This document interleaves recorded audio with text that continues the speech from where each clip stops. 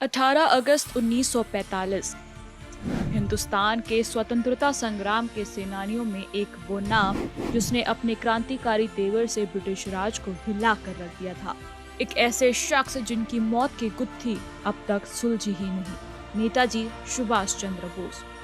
कहा जाता है कि उनकी मौत 18 अगस्त के दिन हवाई जहाज क्रैश में हुई जो बेहद ओवरलोडेड था और वो जापान शासित फोर्मोसा जो अब ताइवान है वहां जा गिरी थी।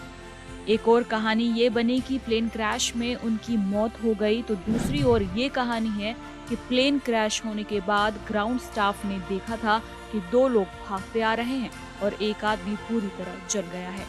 वो नेताजी थे। स्टाफ ने देखा था कि नेताजी को 3rd डिग्री बर्न्स आए। वहीं एक इतिहासकार जॉयस चैंपमैन के मुताबिक नेताजी को अस्पताल पहुंचाने के लिए ट्रक का इस्तेमाल किया गया था।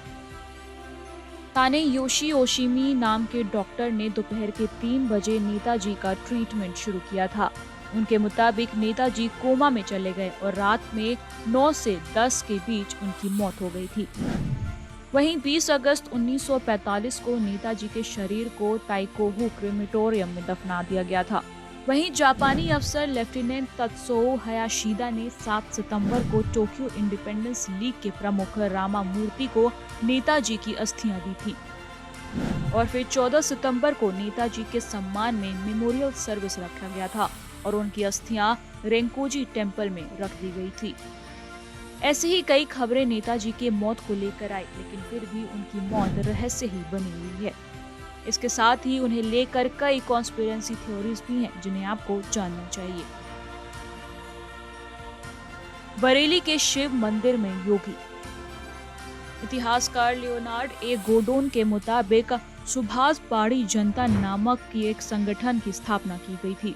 ये संगठन नेताजी के जीवित होने के दावे करता है। इस संगठन के अनुसार नेताजी 1948 में गांधी जी के अंतिम संस्कार में शामिल हुए और बरेली के शिव मंदिर में योगी बन गए।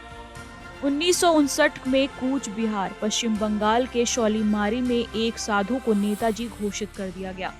इस साधु का नाम सरदानंद जी शौलीमारी साधु था। 60 के दशक में इस साधु से मिलने सैकड़ों की तादाद में लोग पहुंचने लगे। केंद्र सरकार को मामले की जांच के आदेश भी दिए गए। 1960 के मध्य तक आते आते शख्स ने खुद बताया कि वो नेताजी नहीं है, लेकिन साधु के भक्त मानने को तैयार नहीं हुए थे। लालधारी मुत्या। एक और नेताजी कर्नाटक में सामने आए। लालधारी मुत्या ने हमूनाबाद कर्नाटक में आश्रम बनाया। मुत्या की 2001 में मौत हो गई, लेकिन उसकी चीजें बंद करके रखी गईं।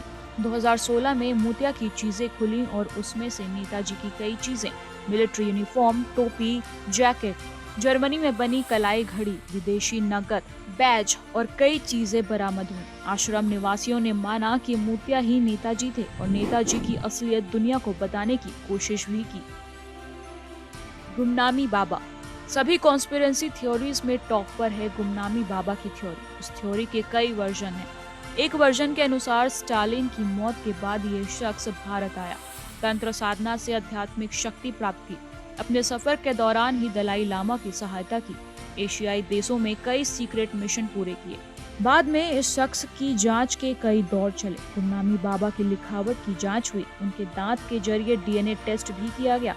बाद में गुमनामी बाबा थ्योरी को भी निराधार बताया गया। नेताजी की मृत्यु से जुड़ी थ्योरीज पर सरकार ने भी 10 बार जांच करवाया और आखिर में ये घोषित किया गया कि उनकी मौत 18 अगस्त 1945 को ही हुई थी।